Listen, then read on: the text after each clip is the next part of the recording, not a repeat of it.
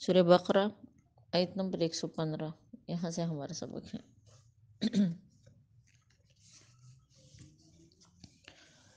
اعوذ باللہ من الشیطان الرجیم، بسم اللہ الرحمن الرحیم۔ وَلِلَّهِ الْمَشْرِقُ وَالْمَغْرِبُ، اللہ ہی کا مشرق بھی اللہ کے لیے ہے، مغرب بھی اللہ ہی کے لیے ہے۔ فَأَيْنَمَا تُوَلُّوا، تم جدھر اپنا منہ کر لوگے، فَثَمَّ وَجْهُ اللّہ، پس ادھر ہی تم اللہ کو پاؤ گے۔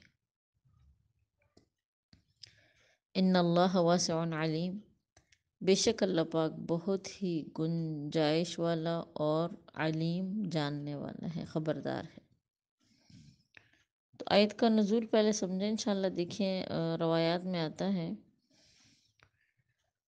اس حدیث کو روایت کرنے والے حضرت ربیعہ رضی اللہ تعالیٰ عنہ ہے، فرماتے ہیں کہ ہم ایک مرتبہ اندھیری رات میں سفر کی حالت میں آپ صلی اللہ علیہ وسلم کے ساتھ تھے کہ نماز کا وقت مطلب ہمیں معلوم نہ ہوا،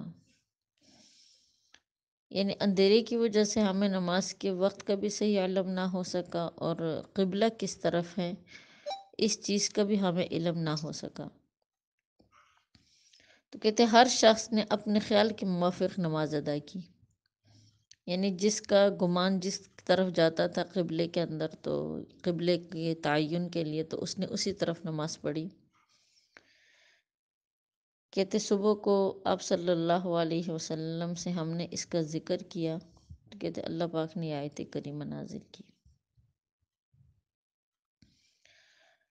اور حضرت جابر رضی اللہ تعالیٰ عنہ فرماتے ہیں کہ آپ صلی اللہ علیہ وسلم نے ایک لشکر کسی جگہ بھیجا، چھوٹا سا لشکر تھا۔ تو حضرت جابر فرماتے ہیں کہ اس لشکر میں بھی تھا، کہ راستے میں ہمیں تاریکی نے گھیر لیا اور قبلے کی پہچان نہ رہی۔ کہتے سب نے اپنے خیال کے موافق نماز پڑھی، جس طرف پڑھی تھی تو خط کہتی کھینچ دیے۔ کہتے صبح کو دیکھا تو وہ تمام خطوط قبلے کی طرف تھے۔ جب ہم سفر سے واپس آئے، یہ واقعہ آپ صلی اللہ علیہ وسلم سے ذکر کیا، تو کہتے آپ نے سن کر خاموشی اختیار کی، تھوڑی دیر خاموش رہے، اس کے بعد اللہ پاک نے آیت نازل کی۔ اسی وقت یعنی تھوڑی دیر بعد یہ آیت نازل ہوئی۔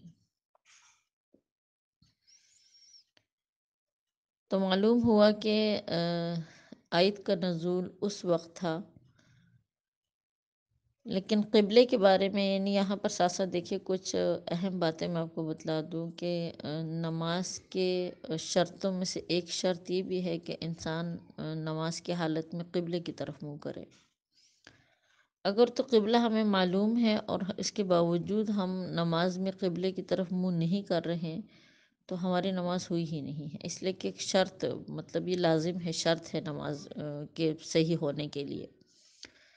دوسری بات یہ ہے کہ حالت سفر کی جہاں تک بات آتی ہے تو قبلے میں زیادہ تر مسائل پیش آتے ہیں۔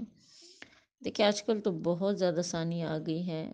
پہلے وقتوں میں جب کوئی آسانیاں نہیں تھی لوگوں کے لیے، یعنی کوئی سسٹم ایسا نہیں تھا، تو تب جا کے مطلب احکامات کی پر عمل کرنا بھی سخت تھا۔ اب تو خیر اللہ پاک نے ہمیں بہت زیادہ آسانیاں عطا کی ہے۔ اب تو ایسے موبائل بھی آ گئے ہیں کہ وہ قبلے کا تعین یعنی سمت جو ہے وہ بتلا دیتے ہیں کہ قبلے کی سمت اس طرف پڑ رہی ہے تو اس طرف نماز پڑھیں۔ اور اس کے ساتھ ساتھ اگر نہ بھی ہو تو دیکھیں آج کل جہاں پر سفر ہوتا ہے ہمارا، ہم جیسے لوگوں کا سفر جہاں پر ہوتا ہے، تو لازماً وہاں پر کوئی نہ کوئی بندہ موجود ہوتا ہے کہ جو ہمیں بتا سکتا ہے کہ وہ قبلہ کس طرف ہے۔ اس لیے کہ شرعی مسئلہ یہ ہے حالت سفر میں کہ اگر انسان ایسی جگہ پر ہو کہ وہاں پر اسے معلوم نہ ہو کہ قبلہ کس طرف ہے، تو سب سے پہلے اس کو مطلب لوگوں سے پوچھنا چاہیے، قریب کے لوگوں سے۔ اگر تو وہاں پر بالکل ہی کوئی نہیں ہے دور دور تک، اور لوگ اتنے دور ہے کہ اگر وہ ان کی طرف جاتا ہے اور ان سے پوچھتا ہے تو نماز کا وقت نکل جاتا ہے، تو پھر شریعت کا حکم یہ ہے کہ تم اپنے گمان جو اپنا ظن ہے، خیال دل میں سوچو کہ بھئی کس طرف قبلہ ہو سکتا ہے۔ جس طرف تمہارا دل گواہی دے کہ قبلہ اس طرف ہو سکتا ہے تو اسی طرف نماز پڑھو۔ بے شک اگر وہ بعد میں معلوم ہو بھی جائے کہ وہ قبلہ اس طرف نہیں تھا، تب بھی مطلب نماز ہو گئی۔ اس لیے کہ اس آیت میں یہی چیز بتائی گئی ہے کہ وَلِلَّهِ الْمَشْرِقُ وَالْمَغْرِبُ، مشرق بھی اللہ کا، مغرب بھی اللہ کا۔ فَأَيْنَمَا تُوَلُّوا، جس طرف بھی تم اپنا منہ کرو گے، فَثَمَّ وَجْهُ اللّہ، تم اللہ کو وہی پہ پاؤ گے۔ لازمی نہیں کہ قبلہ ہی کی طرف اللہ ہے، اللہ ہمارے چاروں سمتوں میں موجود ہے، ہر طرف اللہ کی ذات موجود ہے۔ جہاں تک قبلے کی بات ہے کہ قبلہ پھر کیوں لازم ہے، تو وہ انشاءاللہ آگے دوسرے پارے کے شروع میں پھر اس پہ کوئی بات چیت ہوگی آپ لوگوں سے تفصیلاً۔ تو میں نے آپ کو بتلایا کہ اول تو ایسے حالات بہت کم پیش آتے ہیں آج کل جو ہماری زندگیاں ہیں، لیکن چلو بالفرض اگر کسی کے ساتھ یہ مسئلہ پیش بھی آتا ہے تو اپنے ظن غالب پر یقین کرے کہ کس طرف ہم مطلب ہمارا گمان کس طرف ہے، تو اسی طرف پھر منہ کر کے نماز پڑھ لیں۔ بعد میں کوئی بات نہیں، اگر نہ بھی ہو تو اس کی نماز جو ہے وہ ادا ہو گئی۔ جیسے صحابہ کرام نے اندھیرے کی وجہ سے مطلب ہر بندے نے اپنے اپنے خیال کے موافق نماز پڑھی۔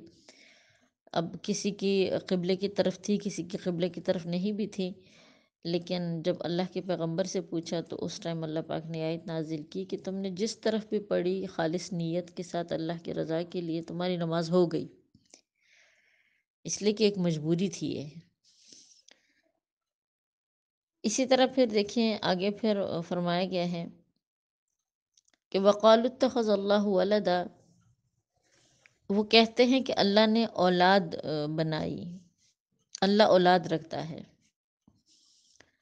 اصل میں دیکھیں اس میں اس آیت کے نزول میں 3 قسم کے لوگوں کا ذکر ہے۔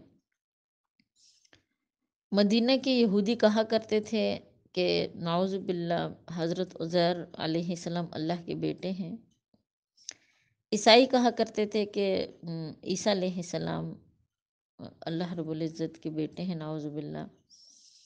اور مشرکین وہ بھی پھر ان کو دیکھا دیکھی، وہ بھی پھر کوئی نہ کوئی بکواس بکتے تھے، تو وہ کہتے تھے کہ فرشتے اللہ کی بیٹیاں ہیں۔ تو ان سب کی رد میں اللہ پاک نے آیت نازل کی کہ قالوا اتخذ اللہ ولدا، یہ لوگ اللہ کے لیے اولاد بناتے ہیں، سبحانہ، اللہ کی ذات پاک ہے، سبحانہ، وہ رب بالکل پاک ہے، اللہ پاک اس امر سے پاک ہے۔ اللہ پاک کو نہ اولاد کی ضرورت ہے، نہ کسی اور ساتھی کی ضرورت ہے، اللہ پاک اس چیز سے پاک ہے۔ تو اسی آیت کی تشریح میں حضرت عبداللہ بن عباس رضی اللہ تعالیٰ عنہ اس حدیث مبارکہ کو بیان فرماتے ہیں کہ جناب رسول اللہ صلی اللہ علیہ وسلم نے فرمایا کہ اللہ رب العزت فرماتا ہے کہ ابن آدم نے میری تکذیب کی، اور یہ یعنی اس سے یہ بات مناسب نہ تھی۔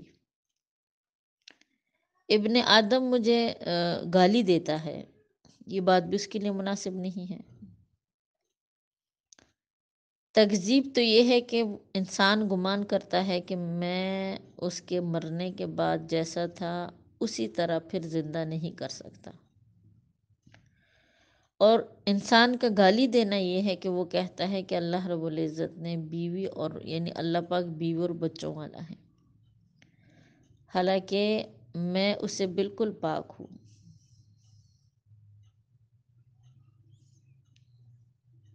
میں اسے بالکل پاک ہوں۔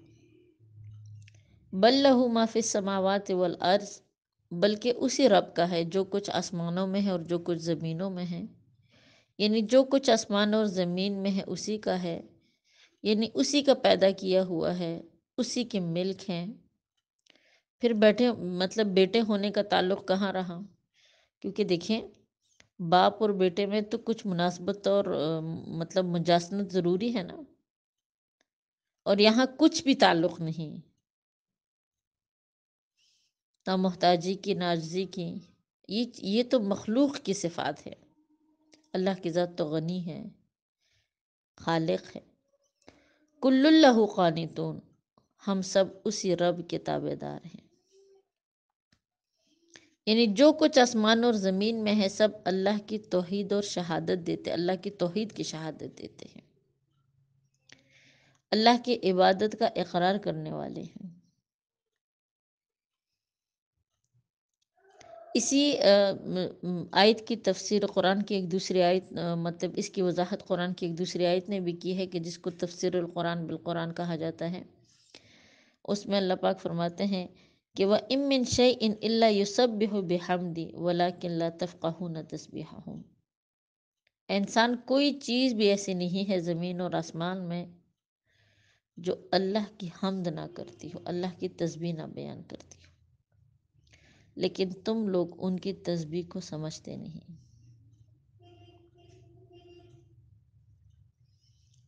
سمجھ آ رہی ہے نا؟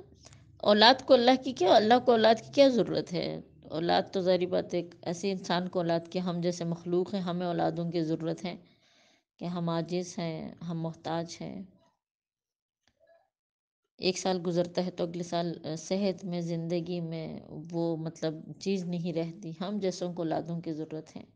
وہ رب تو غنی ہے، تمام چیزیں اللہ کی وحدانیت کا اقرار کرتی ہیں، لا الہ الا اللہ وحدہ لا شریک، اس کے ساتھ تو کوئی چیز بھی شریک نہیں ہے، اس کو کیا ضرورت ہے اولاد کی؟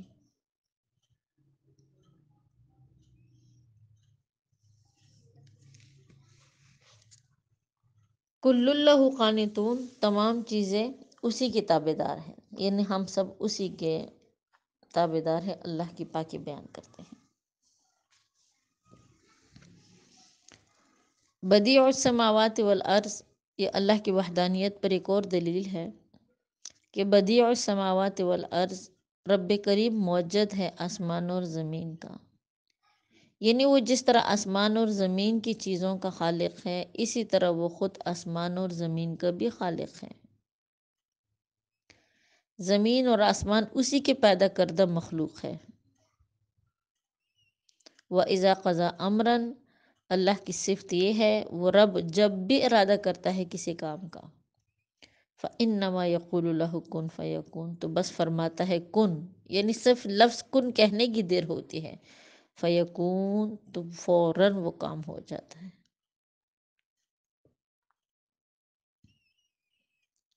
یہ اللہ کی وحدانیت کی دلیل ہے۔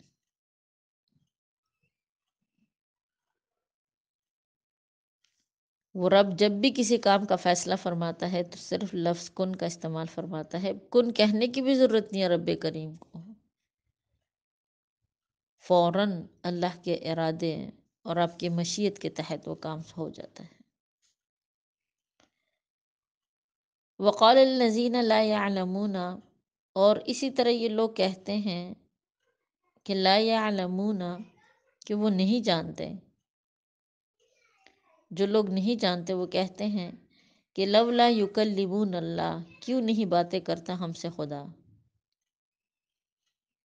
او تأتینا آیا، یا کیوں نہیں آتی ہمارے پاس کوئی نشانی اللہ کی طرف سے۔ تو دیکھیے یہ اس طرح کے بیہودہ سوالات جو تھے نا وہ یہودی کیا کرتے تھے، جیسے ہم نے مطلب پیچھے پڑھ کر آئے ہیں کہ یہودیوں نے ایسے ہی سوالات حضرت موسیٰ علیہ السلام سے بھی کیے اور ان کو بھی کافی تنگ کیا اس طرح کے سوالات سے۔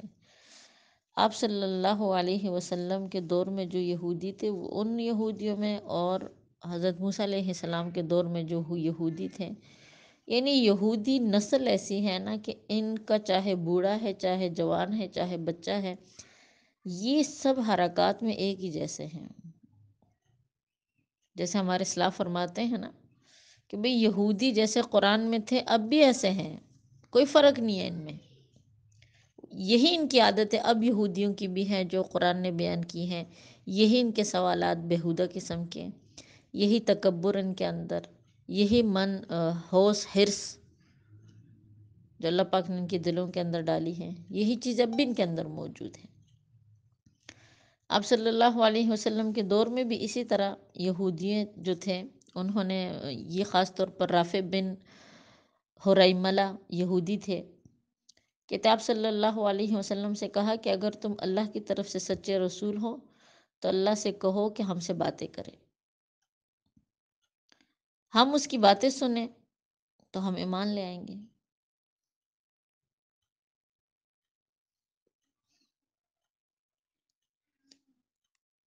یعنی لولا یکلمون اللہ، وہ کہتے تھے کہ بھئی اللہ ہم سے باتیں کیوں نہیں کرتا، اب وہ جب ایک بندہ اس طرح سوال اٹھاتا تھا تو پورے سارے لوگ اس کے پیچھے چلے جاتے تھے. پھر عیسائی بھی اس طرح کہتے تھے. پھر مشرکین مکہ ان کو دیکھا دیکھی وہ بھی اللہ کے پیغمبر سے ایسے سوالات کرتے تھے. آپ صلی اللہ علیہ وسلم ان سوالات سے بہت پریشان رہتے تھے. آپ کا دل تنگ پڑ جاتا تھا ایسی باتیں سننے سے. یا تو ان کا تقاضا تھا کہ اللہ ہم سے براہ راست بات کرے، او تأتینا آیا، یا کوئی نشانی ہمارے اوپر لے کر آئے. یہ تکبرانہ سوال تھا، ایک دشمنی کی بنا پر یہ سوال تھا. ورنہ تو اللہ کے پیغمبر کے بہت سارے معجزات ان کے سامنے تھے. نشانی سے کیا مراد؟ سب سے بڑی نشانی یہ قرآن ہے. اور اس کے علاوہ آپ صلی اللہ علیہ وسلم سے وقتاً فوقتاً کتنے معجزات صادر ہوئے. آپ علیہ السلام کا تو دیکھنا بھی ایک معجزہ تھا. اللہ پاک نے آپ کے چہرے مبارک میں ایک ایسی خاصیت رکھی تھی کہ آپ کو دیکھنے سے انسان کا دل نہیں بھرتا تھا. اور خود ان کو بھی معلوم تھی یہ بات. وہ خود آپ کو دیکھے بغیر رہ نہیں سکتے تھے، یہ مشرکین بھی، یہ یہودی، یہ نصارہ بھی، لیکن ضد تھے ان کے اندر. او تأتینا آیا، یعنی یا تو ہمارے پاس وہ کوئی نشانی لے کر آئیں. تو اللہ پاک نے حکم دیا کہ کذالک قال الذین من قبلہم، اسی طرح کے سوالات کیے آپ سے پہلے بھی انہوں نے، مثل قولہم، جس طرح آپ سے کر رہے ہیں. یعنی گزشتہ یہود اور نصارہ بھی اسی قسم کی باتیں کہا کرتے تھے. حضرت موسیٰ علیہ السلام سے یہودیوں نے کہا تھا کہ ہمیں اللہ تعالیٰ نعوذ باللہ جیسے پیچھے ہم پڑھ کر آئیں کہ اللہ پاک ہمیں دکھا دے، علی الاعلان، اللہ ہمیں دکھا دے. نصارہ نے عیسیٰ علیہ السلام سے فرمائش کی تھی کہ ہم پر آسمان سے کھانے کا بھرا ہوا دسترخوان اتارے. قرآن کہہ رہے تشابہت قلوبہم، ملے جلے ہیں ان سب کے دل. یعنی عناد اور ضد کی بنا پر ان سب کے دل ملے جلے ہیں. قد بینا الآیات لقوم یوقنون، بے شک ہم بیان کرتے ہیں آیات کو، نشانیوں کو، ان لوگوں کے لیے کہ جو یقین رکھتے ہیں. اللہ پاک ہمیں بھی یقین رکھنے والوں میں شامل کرتے ہیں. یعنی ہم اس قوم کے لیے دلائل بیان کرتے ہیں جو حق بات کے ساتھ یقین کے طالب ہے، جو یہ فرمائے کہ یقین کرنے والوں کے لیے یہ بیان کر دیا. یعنی جن کے دلوں کے اندر طلب ہو. جب انسان کے دل کے اندر طلب ہوتی ہے تو اللہ پاک ضرور اس کے اوپر حق راستے کو کھولتے ہیں. ویسے بھی دیکھیں میں آپ کو بتاؤں، یہ دین جو ہے، یہ ایمان، یہ علم، یہ ایسا راستہ ہے کہ یہ انسان کے دل کے اندر اگر طلب ہو تو رب کریم انسان کے لیے راستے کھولتے ہیں. اور ہمارے تو اسلاف فرماتے ہیں، بزرگان دین فرماتے ہیں کہ تم اللہ سے مانگا کرو، سیدھے راستے کی توفیق مانگا کرو، ایمان کی حالت میں اللہ سے موت مانگا کرو. اس لیے کہ یہ چیزیں جو ہوتی ہیں نا، یہ مانگنے والی ہوتی ہیں. اور اگر انسان اللہ سے مانگتا ہے تو اللہ پاک ضرور عطا بھی کرتے ہیں. جب ہم اللہ سے مانگتے ہیں سیدھے راستہ، گناہوں سے بچنے کی توفیق، نیکیوں پر عمل کی توفیق ہم مانگتے ہیں تو رب کریم ان چیزوں کو ہمیں عطا کرتا ہے. لیکن آپ کو پتہ ہے ہماری دعائیں تو ان باتوں کی طرف کم، تو دنیا کو ہم زیادہ مانگتے ہیں. بس ہم سمجھتے ہیں کہ سب کچھ دنیا ہی ہے. یہاں کی آسائشیں مانگتے ہیں، یہاں کی خوبصورتی مانگتے ہیں، یہاں کا سکون مانگتے ہیں، اولادیں مانگتے ہیں، مال و دولت مانگتے ہیں. اکا دکا کوئی شخص ہوگا کہ جس کے دل کے اندر طلب ہو اور وہ دین اللہ سے مانگے. تو اس لیے اللہ پاک ہم سب کو توفیق عطا کرے کہ ہم اللہ سے دین مانگیں، ہدایت مانگیں، نیک اعمال مانگیں، گناہوں سے بچنے سے مطلب اللہ پاک ہمیں بچائیں. آگے فرمایا گیا ہے کہ اِنَّا أَرْسَلْنَاكَ بِالْحَقِّ، ہم نے آپ صلی اللہ علیہ وسلم کو بھیجا ہے حق کے ساتھ، یعنی آپ برحق ہیں. بشیراً، آپ صلی اللہ علیہ وسلم کی صفت ہے آپ خوشی سنانے والے ہیں، خوشخبری سنانے والے ہیں. نذیراً، آپ صلی اللہ علیہ وسلم کی اگلی صفت ہے کہ آپ نذیر ہیں، انہیں ڈرانے والے ہیں. وَلَا تُسْأَلُ عَنْ أَصْحَابِ الْجَحِيمِ، اے محمد آپ سے نہیں پوچھا جائے گا جہنمیوں کے بارے میں کہ بھئی یہ شخص جہنم میں کیوں جا رہا ہے۔ تو دیکھیے میں نے آپ کو بتایا نا کہ یہودی اور عیسائی اور اسی طرح ان کی دیکھا دیکھی مشرکین مکہ آپ صلی اللہ علیہ وسلم سے جب بیہودہ قسم کے سوالات کرتے تھے، آپ صلی اللہ علیہ وسلم بہت زیادہ پریشان ہو جاتے تھے۔ آپ ہمیشہ ان کو سیدھے راستے پر لانے کی کوشش کرتے تھے، لیکن جب وہ اس طرح کی بیہودگی یعنی عجیب سے سوالات کرتے تھے، آپ صلی اللہ علیہ وسلم کا دل تنگ پڑ جاتا تھا۔ تو اس آیت کو نازل کر کے اللہ پاک نے آپ کو تسلی دی کہ اے میرے پیغمبر، ہم نے آپ کو حق کے ساتھ بھیجا ہے، حق سے مراد یعنی یہ قرآن دے کر ہم نے آپ کو بھیجا ہے، بالحق، حق سے مراد قرآن ہے، اور کچھ فرماتے ہیں کہ حق سے مراد جو ہے وہ نبوت ہے، کہ ہم نے آپ کو نبوت دے کر بھیجا ہے، ہم نے آپ کو قرآن دے کر بھیجا ہے، آپ لوگوں کو جنت کی خوشخبری سنائے، آپ لوگوں کو دوزخ کے عذاب سے ڈرائے، دوزخ سے ڈرائے، یا پھر آپ اہل اطاعت کو یعنی جو نیکیوں پر عمل کرتے ہیں ان کو آپ خوشخبری سنائیں، ان کے لیے سکون ہے دنیا میں بھی اور آخرت میں بھی، اور آپ ان کو ڈرائیں جو اہل معصیت ہیں، جو گناہوں کے اندر اپنی زندگی گزار رہے ہیں، ان کو آپ ڈرائیں، ان کے لیے آپ نذیر ہے کہ معصیت سے دنیا میں بھی بے سکونی اور آخرت میں تو عذاب ہوگا ہی ہوگا، لیکن معصیت سے ہماری دنیا بھی خراب ہوتی ہے، گناہوں سے دیکھیں ہمیں دنیا میں بھی سکون نہیں ملنا۔ تو آپ کو ہم نے ان صفات کے ساتھ بھیجا ہے، وَلَا تُسْأَلُوا عَنْ أَصْحَابِ الْجَحِيمِ، آپ سے دوزخیوں کے بارے میں سوال نہیں کیا جائے گا کہ لوگ دوزخ میں کیوں گئے، اس لیے آپ ان کی فکر کرنا چھوڑ دیجیے۔ آپ کا کام ہے صرف ان کو پیغام پہنچانا، ان کو پھر ایمان کی توفیق دینا اور نہ دینا یہ اللہ کا کام ہے، لہٰذا آپ ان کی طرف سے پریشان نہ ہوئیے گا، اپنا دل تنگ نہ کیجیے ان کی طرف سے، آپ مطمئن رہا کریں، آپ خوش رہا کریں، باقی ہم نے جو آپ کو بھیجا ہے وہ حق اور بشیر اور نذیر ان صفات کے ساتھ بھیجا ہے۔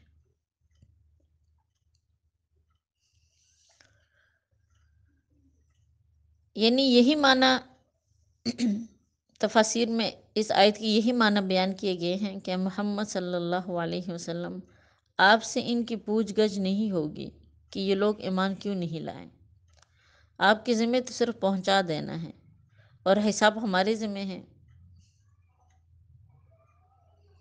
وَلَن تَرْضَىٰ عَنْكَ الْيَهُودَ وَلَا النَّصَارَىٰ، اور ہرگز نہیں راضی ہوں گے آپ صلی اللہ علیہ وسلم سے یہ یہودی اور نہ ہی عیسائی، حتیٰ تتبع ملتہم، یہاں تک کہ جب تک آپ ان کے دین کا اتباع نہ کر لیں۔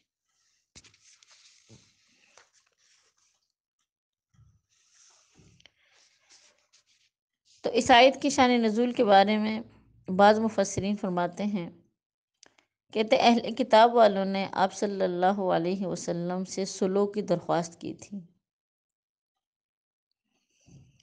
اور ساتھ ساتھ آپ کو یہ مطلب امید دلاتے تھے، یعنی آپ کو یہ طمع دیتے تھے کہ اگر آپ ہمیں مہلت دیں گے تو ہم ایمان لے آئیں گے۔ تو کہتے اس پر اللہ پاک نے آیت نازل کی کہ محمد مصطفیٰ صلی اللہ علیہ وسلم ان کی فکر کرنا ان یہودیوں کے عیسائیوں کی چھوڑ دیں، یہ ہرگز آپ سے راضی نہیں ہوں گے، ہرگز آپ کو نہیں مانیں گے، ان کی طرف سے آپ نا امید ہو جائیے۔ اسی طرح عبداللہ بن عباس رضی اللہ تعالیٰ عنہ فرماتے ہیں کہ جب حضور صلی اللہ علیہ وسلم اہل کتاب کے قبلے کی طرف متوجہ ہو کر نماز پڑھا کرتے تھے، یعنی جو قبلہ اول ہے بیت المقدس، تو کہتے ہیں مدینہ کے یہود اور عیسائی اس بات کی امید میں تھے کہ آپ ہم میں آ ملیں گے، اس لیے کہ آپ ہمارے قبلے کی طرف نماز پڑھتے ہیں تو آپ ہم سے مل لیں گے، یعنی ہمارے مذہب کو اختیار کر لیں گے۔ لیکن جب رب کریم نے کعبہ کو قبلہ بنا دیا تو نا امید ہو گئے۔ تو کہتے اس پر اللہ پاک نے آیت نازل کی کہ وَلَن تَرْضَىٰ عَنْكَ الْيَهُودَ وَلَا النَّصَارَىٰ حَتَّىٰ تَتَّبِعَ مِلَّتَهُمْ۔ تو آیت میں آپ صلی اللہ علیہ وسلم کو اہل کتاب کے اسلام لانے سے نہایت نا امیدی دلائی گئی،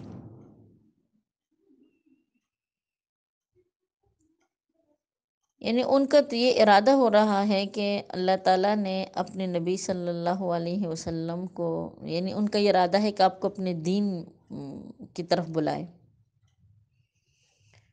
اور آپ ان کی ظاہری بات ہے مذہب کی اتباع تو نہیں کریں گے۔ اس کے بعد فرمایا قل ان الہدی ھدی اللہ، کہہ دیجئے کہ اللہ ہی کی ہدایت ہدایت ہے، یعنی اللہ کی ہدایت یعنی اسلام ہی حق ہے، کہ جس کی طرف یہ کفار بلاتے ہیں وہ حق نہیں۔ وَلَئِنِ اتَّبَعْتَ أَهْوَاءَهُمْ بَعْدَ الَّذِي جَاءَكَ مِنَ الْعِلْمِ، اور اگر آپ چلیں ان کی خواہش پر اس کے بعد کہ آ چکا آپ کے پاس علم، یعنی وحی یا قرآن، مَا لَكَ مِنَ اللَّهِ مِن وَلِيٍّ وَلَا نَصِيرٍ، تو آپ کے لیے بھی کوئی حمایتی یعنی اللہ سے بچانے والا اور نہ ہی کوئی مددگار ہوگا۔ تو آیت کے اس حصے میں تنبیہ ہے کہ اگر آپ صلی اللہ علیہ وسلم نے یہود اور نصارہ کو خوش کرنے کے لیے اپنا مشن چھوڑا تو آپ صلی اللہ علیہ وسلم کے لیے کوئی پناہ نہیں۔ اب اس آیت میں دیکھیں خطاب تو بظاہر آپ صلی اللہ علیہ وسلم کو ہے، مگر مقصود پوری امت ہے۔ تو دیکھیں میری بہنوں، بات کو توجہ سے سنیے گا، اس آیت میں ہم سب کی طرف تنبیہ ہے، ہم سب پر تنبیہ ہے۔ کیا تنبیہ ہے؟ کہ اگر مذاہب باطلہ اور اہل بدعت کی خاطر ہم سنت کی اتباع میں یا سنت کی اتباع نہیں کریں گے تو پھر اس صورت میں ہمارا بھی حال ہونا ہے۔ اس بات کو تھوڑا کھول کے بیان کرنے کی کوشش کرتی ہوں۔ دیکھیں،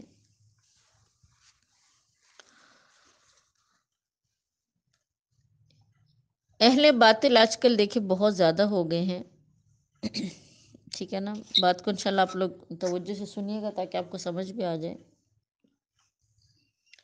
ہمارے ارد گرد ہمارا اٹھنا بیٹھنا کافی مشکل ہو گیا ہے، اس لیے کہ اول تو آج کل ہمیں سمجھ ہی نہیں آتی کہ بھئی کون صحیح راستے پر ہے، کون صحیح راستے پر نہیں ہے۔ لیکن دیکھیے میری بہنوں، بات کو توجہ سے سنیے گا، اگر کوئی شخص سنت کو چھوڑتا ہے بدعت کی وجہ سے، اگر کوئی شخص سنت کو چھوڑتا ہے بدعت کی وجہ سے، تو اللہ پاک نے واضح طور پر فرمایا ہے کہ مَا لَكَ مِنَ اللَّهِ مِن وَلِيٍّ وَلَا نَصِيرٍ۔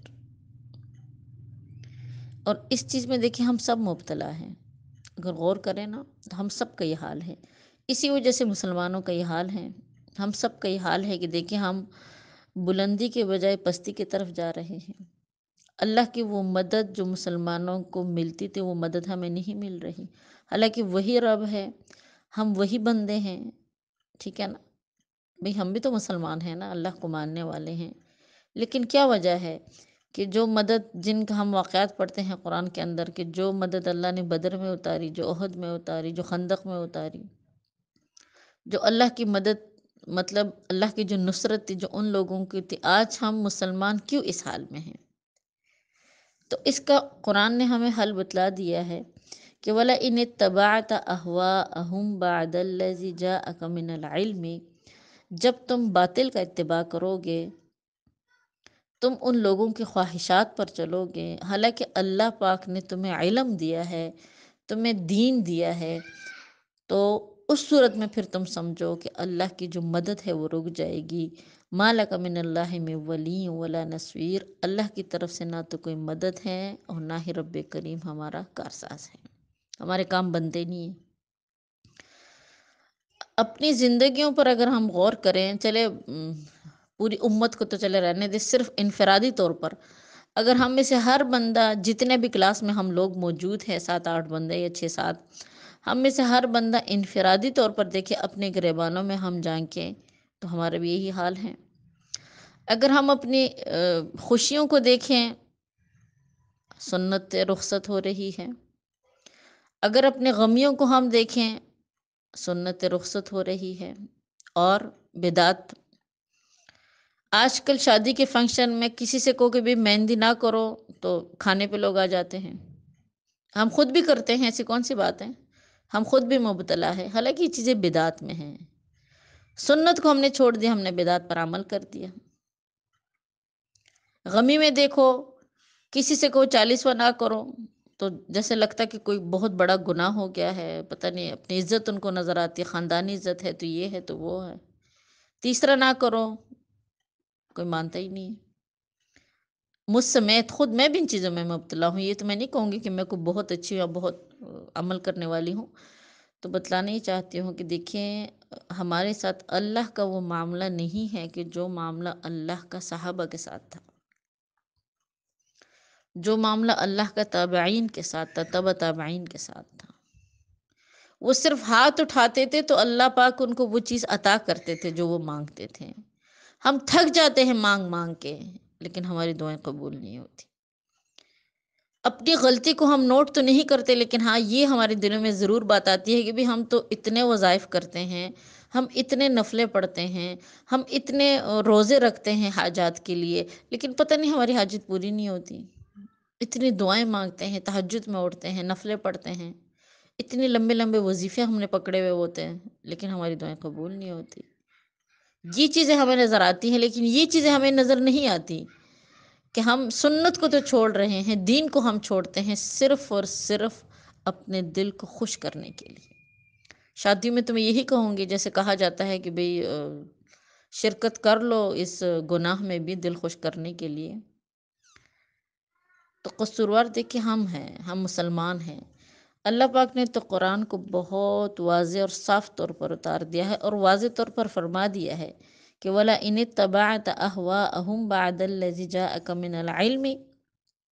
اے میرے حبیب، دیکھیے اس حبیب کو بطور خاص متوجہ کر کے فرمایا گیا ہے کہ جو پیغمبر کی جس کی وجہ سے رب کریم نے اس دنیا کو وجود دیا۔ اگر آپ صلی اللہ علیہ وسلم کو پیدا کرنا رب کریم کے ارادے میں نہ ہوتا تو دنیا بھی نہ ہوتی۔ اس کی وجہ سے رب کریم نے دنیا کو وجود دیا، لیکن پھر بھی کتنے سخت الفاظ ارشاد فرمائے کہ اے میرے حبیب، اگر آپ ان لوگوں کے خواہشات کی اتباع کریں گے، حالانکہ ہم نے آپ کو علم عطا کر دیا ہے، تو نہ سمجھیے کہ اب میری مدد اور آپ کا کوئی کام ٹھیک ہو سکے گا۔ ما لک من اللہ من ولی ولا نصیر۔ بھئی قرآن کا نزول تو آپ صلی اللہ علیہ وسلم پر ہے، لیکن مخاطبین ہم سب ہیں، تو اس لیے اللہ پاک سے دعا گو ہے کہ اللہ پاک ہمیں سنتوں کو زندہ کرنے کی توفیق عطا فرمائے، بدعات سے رب کریم ہمیں بچنے کی توفیق عطا فرمائے۔ اس لیے کہ قدم اٹھاتے وقت آج کل ہم لوگ بدعات میں مبتلا ہیں۔ ربیع الاول کا مہینہ تو بدعات، رجب کا مہینہ تو بدعات، رمضان کا مہینہ تو بدعات، شوال کا مہینہ تو بدعات، ذی الحج کا مہینہ تو بدعات، ہر مہینے کے ساتھ ہماری خاص خاص بدعات ہو گئی ہے۔ ہمارے غمیوں میں بدعات ہیں، ہماری خوشیوں میں بدعات ہیں، سنتوں کو ہم بلا چکے ہیں، سنت طریقوں کو اپنانا تو دور کی بات۔ وضو کرتے ہیں تو سنتوں کا خیال نہیں رہتا، نماز پڑھتے ہیں تو سنتوں پر دھیان نہیں دیتے۔ تو جب ایسی کیفیت ہوگی تو پھر اللہ پاک نے تو خود فرمایا کہ مجھ سے امید نہ رکھو کہ تمہارا کوئی کام ٹھیک ہو سکے گا، اللہ کی مدد نصرت تمہیں شامل حال ہوگی۔ اسی وجہ سے ہم تمام مسلمانوں کا یہ حال ہے، پوری امت کا یہ حال ہے۔ اللہ پاک جہاں مسلمان جس حال میں پریشانی میں ہیں، رب کریم سب کی پریشانیوں کو دور فرمائے، بطور خاص فلسطین والوں پر رب کریم اپنے خاص نصرت نازل فرمائے۔ وآخر دعوانا الحمدللہ رب العالمین۔